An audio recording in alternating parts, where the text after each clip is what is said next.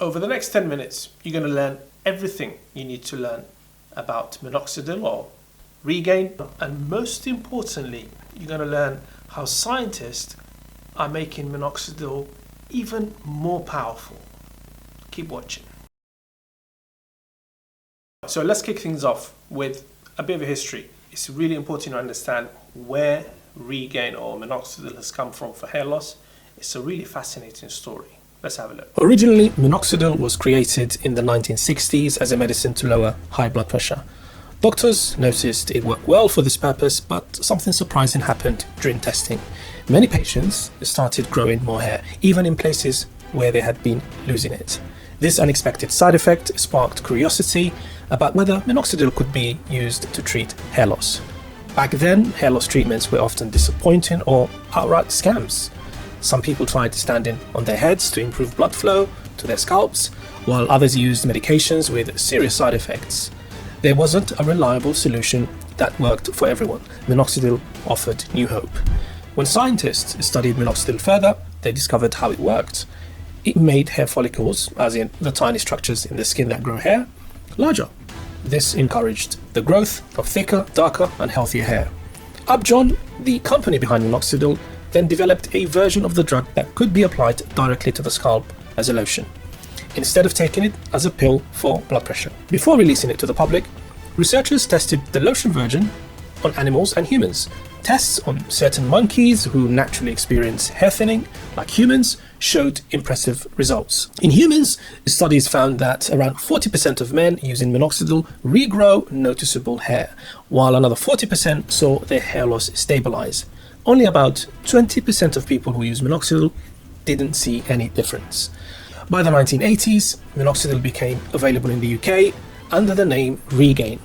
At first, people needed a doctor's prescription to get it, but in 1995, it became available over the counter. This made it easier for more people to try. Since then, many people have reported success with minoxidil, using it for years to maintain their results. Today, it's considered a safe and effective way to treat hair loss and is much more affordable than the other options like hair transplant. The question is, how does it actually work? How does minoxidil regrow hair? You'd be surprised with the answer. So how does minoxidil work?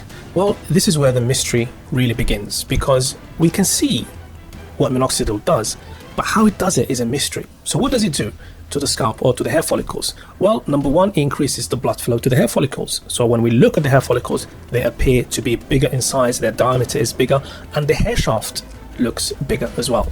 Something else minoxidil does is it stimulates the follicles to move from the resting phase to the hair growth phase. Your hair goes through phases, it rests, it sheds, it grows, and it cycles between these. How it does this is a mystery. It's not really fully understood. Now let's look at some results and evidence, scientific evidence for these results. So here we are looking at an experiment that was done on men using minoxidil, I think 5% lotion, and they compared what happens to these men at 4 weeks, 6 weeks, and 12 weeks. And they kind of asked them of their own impression of if they are getting hair growth. So at 4 weeks, you can see 33.9% said, yeah, I'm getting decent hair growth. At 6 weeks, that jumped from 33.9 to 50%. And at 12 weeks, 3/4 of the men were saying they're getting some good hair coverage. And you can see the same thing about the impression of these men about the overall benefits of the treatment. It starts at 35.7% at 4 weeks and then gradually climbs up. So it seems people who are using minoxidil in this experiment are fairly happy with the results they're getting. Now let's look at a visual kind of illustration of this. I think this is two men from this experiment, a 52-year-old African-American man and a 39-year-old Caucasian man. Okay, so the 52-year-old you can see at baseline, which means when the experiment started, this is his hair loss. He's got an extensive hair loss in the mid-scalp and at the front as well. At 12 weeks, this is an amazing result. Look at that. You can see here it's quite shiny, and you can see the extensive hair loss, but here his hair appears darker. There's definitely an excellent improvement at 12 weeks. Also with the other man, not as good an improvement, I don't think, as this man, or maybe because the improvement looks better with the dark hair, but he also has very good improvement. So it appears minoxidil at 12 weeks, you see very good improvements. This is another interesting bit of data. This experiment compared minoxidil and another famous treatment, and we compared the hair count, the hair density, and the terminal hair count. Terminal hair count means they counted basically fully developed hair. And this is the mean change. So this is what happened at 12 weeks. And we can see, obviously, if the chart is above, is in the plus, that means people gained hair. If it was below, it would have been they actually lost hair. So in both experiments, no one has lost hair, which is good. In the minoxidil group, the hair count is gone up by an average of 25.27. In the other group, only at 17.68. So we can immediately say that minoxidil has worked better. In the other groups, in terms of the hair density, it's pretty much equal. It's quite interesting that the hair density is equal, but the hair count is more. Very interesting. If anyone can explain that in the comments, I'd really appreciate it, actually. And all the other parts, the terminal hair count, the terminal hair density, fairly similar. But where minoxidil absolutely whips the other group is in the hair count. So we can say that minoxidil is actually regrowing more hair. Here is another very, very interesting comparison. This time we're looking at oral minoxidil, okay? And I have an extensive video about just oral minoxidil. I'll leave the link in the description below. And here they compared the response rate between these different doses, 0.25, 2.5, and 5. And it's very interesting. So at 0.25 milligrams, you have kind of 60% hair growth and minimal side effects, only 4%. At 2.5, the response jumps up to 90%, but the side effects kind of stay the same at 4.8%. And then at 5 milligrams, there's a small increase to 100% of the response rate. But look what happens to the side effects. Times 5x, they jump to 20%. So we can conclude from this experiment that if you're going to roll the dice with the oral minoxidil, then 2.5 seems to be the sweet spot. So minoxidil is available as a lotion and, well, foam and a solution. The recommended dose is 1 ml twice a day, but there's a couple of things you need to understand about minoxidil. First, it's a notoriously bad at absorption through the scalp and the skin. We estimate that only 1.4% of the actual drug penetrates the skin or the scalp when you apply it. The rest is lost. Again, that kind of shows you how potent it is, that even though only 1.4% makes it through, people are still getting excellent results, as we saw in the last sections. When minoxidil first launched as a solution, it had two extra ingredients: ethanol, which is alcohol, and propylene glycol, or PG. These were added to improve this poor absorption. But there was a problem. The propylene glycol made your scalp extremely itchy, and I mean unbearably itchy. So people thought there has to be a better way, and they came up with the foam. And the foam has no propylene glycol, so less itchiness.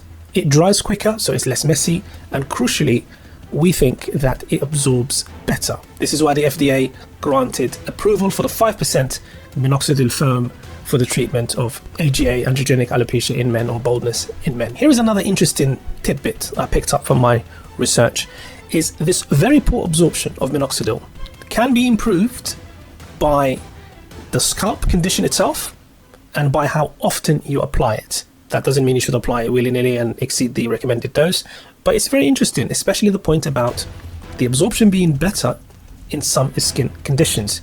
This is why maybe there's method to the madness of people who say dermarolling with applying minoxidil gets them better results, because with the dermarolling you activate the skin, you kind of cause micro damage, and that improves the absorption.